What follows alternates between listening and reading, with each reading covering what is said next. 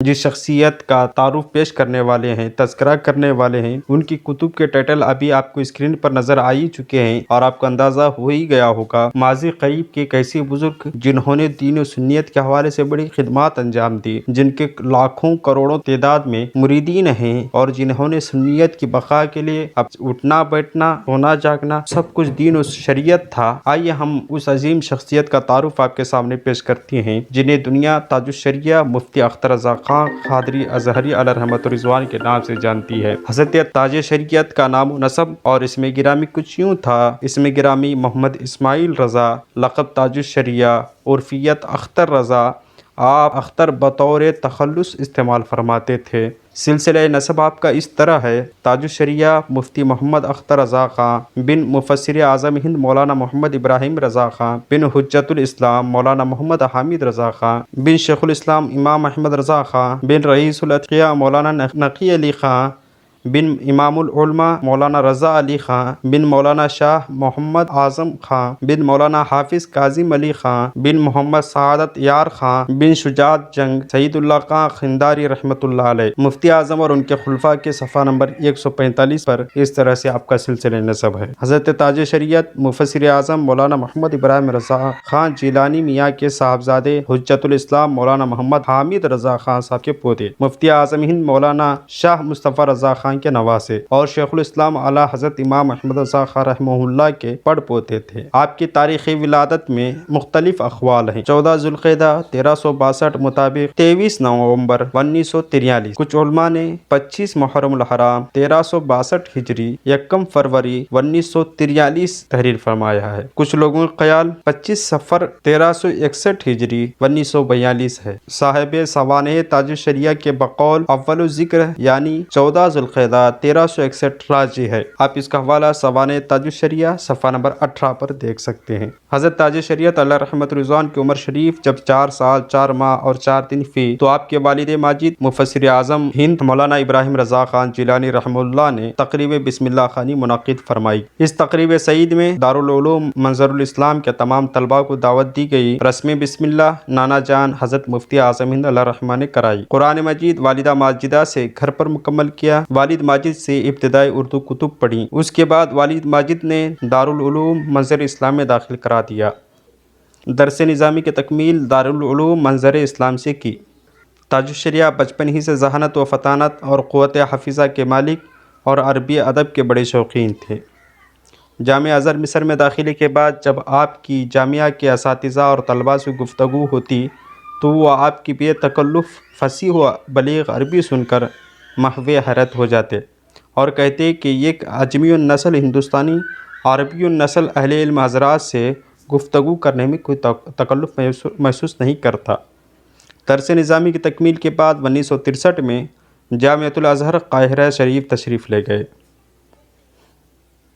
وہاں آپ نے کلیت اصول الدین میں داخلہ لیا اور مسلسل 3 سال تک جامعۃ الازہر میں فن تفسیر و حدیث کے ماہر اساتذہ سے اکتسابی علم کیا۔ حضرت تاج الشریعہ 1967 عیسوی 1386 ہجری کو جامعۃ الازہر سے فارغ ہوئے۔ جامعۃ الازہر میں پہلی پوزیشن حاصل کرنے پر جامعۃ الازہر ایوارڈ سے نوازے گئے۔ آپ تمام علوم قدیمہ اور جدیدہ پر مہارت تامہ رکھتے تھے۔ قرأت اشعار کے ماہر تھے، بالخصوص جب مصری لہجے میں تلاوت فرماتے تو سامعین جھوم جاتے۔ حضرت تاج الشریعہ رحمہ اللہ کو 36 علوم پر مہارت اور عربی، اردو، فارسی اور انگلش پر مکمل عبور حاصل تھا۔ ان کے علاوہ علاقائی زبانیں میں بھی بات چیت فرمایا کرتے تھے۔ آپ کے اساتذہ میں قابل ذکر اساتذہ یہ ہیں: مفتی اعظم مولانا مصطفیٰ رضا خان، بحر العلوم مفتی سید محمد افضل حسین منگیری، مفسر اعظم ہند مولانا محمد ابراہیم رضا خان جیلانی، فضیلت الشیخ علامہ محمد سماحی شیخ الحدیث و تفسیر جامعہ ازہر، حضرت علامہ محمد عبدالغفار استاذ الحدیث جامعہ ازہر، ریحان ملت مولانا محمد ریحان رضا خان رحمانی میاں، استاذ الاساتذہ مولانا مفتی محمد احمد عرف جہانگیر خان اعظمی رحمہ۔ حضور تاج الشریعہ علیہ رحمہ کو بیعت الخلافت کا شرف سرکار مفتی اعظم ہند علیہ رحمہ سے حاصل ہے۔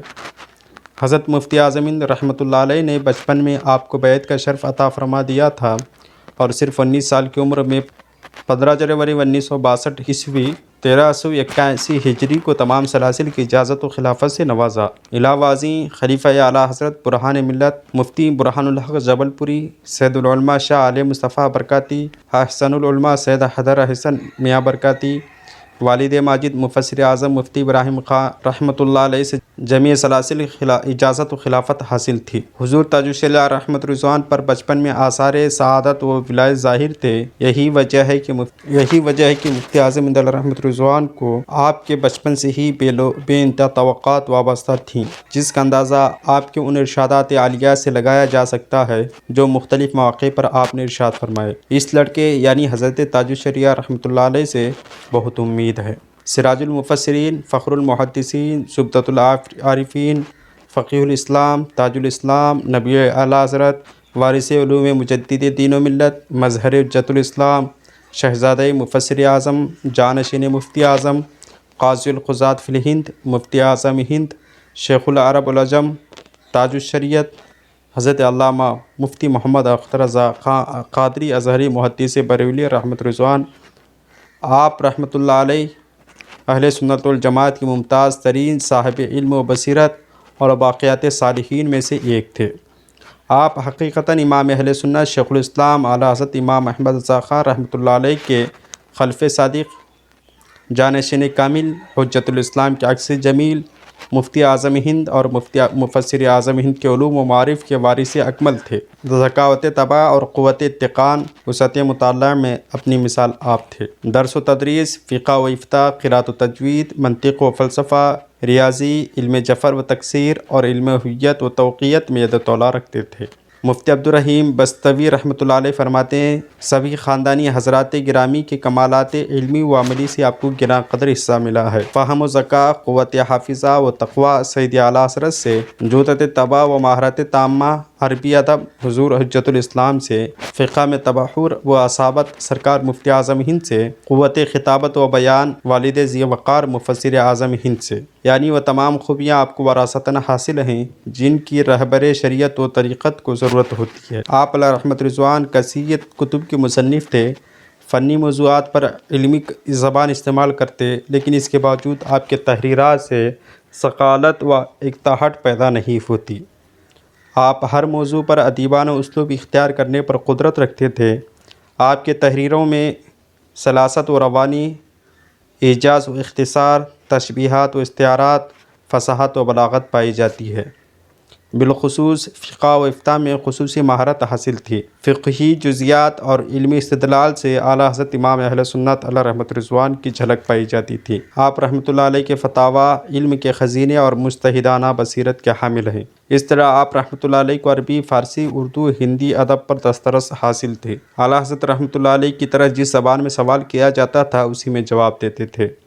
آپ رحمۃ اللہ علیہ کی تدریسی اور بحیثیت مفتی دارالافتاء منظر الاسلام میں 51 سالہ خدمات ہیں، جس میں دنیا بھر سے ہزاروں فتاویٰ جات کے جوابات، مختلف موضوعات اور مختلف زبانوں پر علمی تحریرات اس کے علاوہ ہیں۔ یہ سب مفتی اعظم علیہ رحمت رضوان کا فیضان تھا۔ حضرت مفتی اعظم علیہ رحمت نے دارالافتاء کی عظیم ذمہ داری آپ کو سونپتے ہوئے ارشاد فرمایا تھا، اختر میاں اب گھر بیٹھنے کا وقت نہیں، یہ لوگ جن کی بھیڑ لگی ہوئی ہے کبھی سکون سے بیٹھنے نہیں دیتے، اب تم اس کام کو انجام دو، میں تمہارے سپرد کرتا ہوں۔ پھر لوگوں سے مخاطب ہو کر فرمایا، آپ لوگ اب اختر میاں صلی اللہ علیہ وسلم سے رجوع کریں، انہیں کو میرا قائم مقام اور جانشین جانیں۔ تاج الشریعہ رحمت رضوان نے اس مسند افتاء کا ایسا حق ادا کیا، اعلیٰ حضرت علیہ رحمت رضوان اور مفتی اعظم علیہ رحمت کی یاد تازہ ہو گئی اور دنیا میں تاج الشریعہ کے لقب سے ملقب ہوئے، اور یہ لقب ایسا سجا کہ جیسے اعلیٰ حضرت سنتے ذہن فوراً امام احمد رضا خان فاضل علیہ رحمت رضوان کی طرف منتقل ہو جاتا ہے، اسی طرح سے تاج الشریعہ سے ذہن مفتی اختر رضا خان علیہ رحمت رضوان کی طرف منتقل ہوتا ہے۔ اللہ جل شانہ نے آپ کو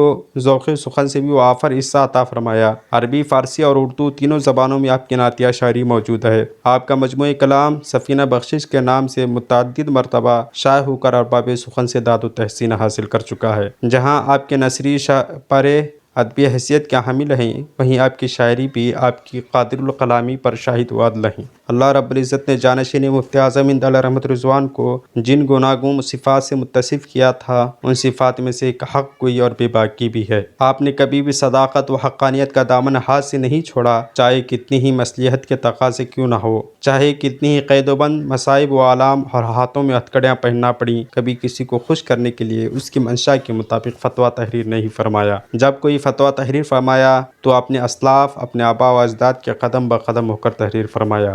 جس طرح سے مجد امجد امام احمد رضا خان فاضل بریلوی رحمۃ رضوان اور مفتی اعظم مولانا مصطفیٰ رضا خان نے بے خوف خطر فتاوی تحریر فرمائے، اسی طرح اپنے آباء و اجداد کے نقش قدم پر چلتے ہوئے جانشین مفتی اعظم ہند نظر آتے ہیں۔ اس حق گوئی کے شواہد آج آپ کے ہزاروں فتاوی ہیں جو ملک اور بیرون ملک میں پھیلے ہوئے ہیں۔ اسی طرح تصلب فی الدین اور مسلک اعلی حضرت اور تقویٰ اور اپنی مثال آپ تھے۔ آپ رحمۃ اللہ علیہ پوری دنیا میں تبلیغی دورے فرماتے تھے، لیکن صلح کلیت کے بالکل خلاف تھے۔ امت مسلمہ کی ذب و حالی اور بابری مسجد کی شہادت و پامالی پر لوگوں نے آنسو بہاتے دیکھا، اور اسی طرح مسلمانوں نے ہند پر ہنود کے مظالم پر کبھی خاموش نہ رہے، ساری زندگی حق کی آواز بلند فرماتے رہے، ہمیشہ حق کا ساتھ دیا، اس میں اپنے پرائی کی کوئی بے پرواہ نہیں کی۔ اس آواز کو منصب و عہدے کا لالچ دے کر خاموش کرانے کی کوشش کی تو آپ نے اپنے جد امجد کی آواز میں جواب دیا، میں غلام ہوں اپنے کریم کا، میرا دین پارہ نان نہیں۔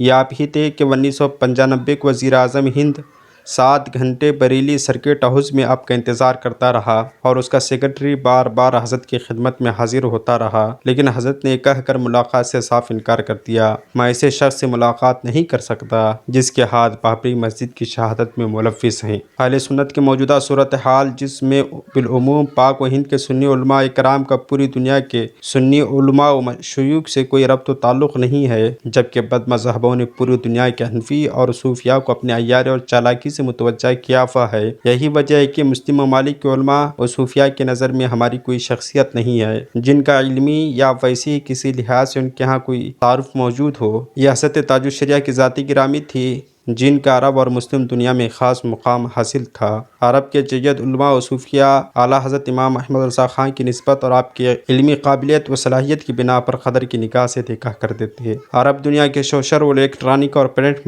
میڈیا پر حضرت کی وصال کی خبریں ایسی ہی شائع ہوئی جس طرح پاک و ہند میں ہوئی۔ بڑے بڑے شیوخ نے تعزیتی کلمات کے ساتھ لواحقین سے اظہار تعزیت فرمایا، جبکہ ایصال ثواب کا سلسلہ پوری دنیا میں ہوتا رہا۔ حضرت تاج الشریعہ رحمۃ رضوان نے فیضان علوم و معارف اعلیٰ حضرت رحمۃ رضوان کو پوری دنیا میں عام کیا۔ آپ کے حلقے ارادت میں ہر طبقہ فکر کے لوگ پوری دنیا میں لاکھوں کی تعداد میں ہیں۔ یہی ان کی خدمات کا منہ بولتا ثبوت تھا کہ دنیا کے بااثر شخصیات میں آپ کو شامل کیا جاتا تھا۔ 7 ذوالقعدہ 1439 ہجری مطابق 20 جولائی 2018 کو بروز جمعہ بوقت اذان مغرب واصل باللہ فی اور اس ظاہری حیات سے پردہ فرما کر اخروی سفر پر روانہ ہو گئے۔ ازہری گیسٹ ہاؤس بریلی شریف ہندوستان میں ابدی آرام فرما ہیں، اور آج بھی لوگ ہزاروں کی تعداد میں نم آنکھوں کے ساتھ آپ کے حضور حاضر ہوتے ہیں۔ میں آپ سے ایک درخواست کرنا چاہوں گا، یہ کنٹینٹ پیش کرنے کے لیے ہمیں بڑی محنت لگتی ہے، ویڈیو ایڈیٹنگ میں کافی وقت لگتا ہے۔ اگر آپ کو ہمارا ویڈیو پسند آ رہا ہو تو تذکرے اولیاء یہ سیریز پسند آ رہی ہو تو آپ تھوڑی سی مہربانی فرما کر اس ویڈیو کو اور لوگوں تک پہنچائیں تاکہ لوگ حضرت تاج الشریعہ کی سیرت و سوانح سے واقف ہو سکیں۔ آج حضرت تاج الشریعہ کا تعارف صحیح طور پر ہم لوگوں کے سامنے آ سکے، اور آج کل ایسا معاملہ بن گیا ہے لوگ حضور تاج الشریعہ کے مرید اور خلیفہ کہلواتے ہیں اور اپنے آپ کو تصویر کشی کے ذریعے براہ راست فیس بک پر، یوٹیوب پر اپنے آپ کو پیش کر رہے ہیں۔ اور حضرت تاج الشریعہ رحمۃ رضوان کا موقف اس بارے میں جتنا سخت اور جتنا واضح تھا، ہماری خواہش ہے کہ اگر آپ حضور تاج الشریعہ سے بیعت ہیں تو اپنے پیر کی نسبت کا لحاظ رکھتے ہوئے ویڈیوگرافی، تصویر کشی سے پرہیز کریں۔ میں اس میں مؤدبانہ گزارش ہے کہ آپ اس ویڈیو کو زیادہ سے زیادہ شیئر کریں۔ السلام علیکم۔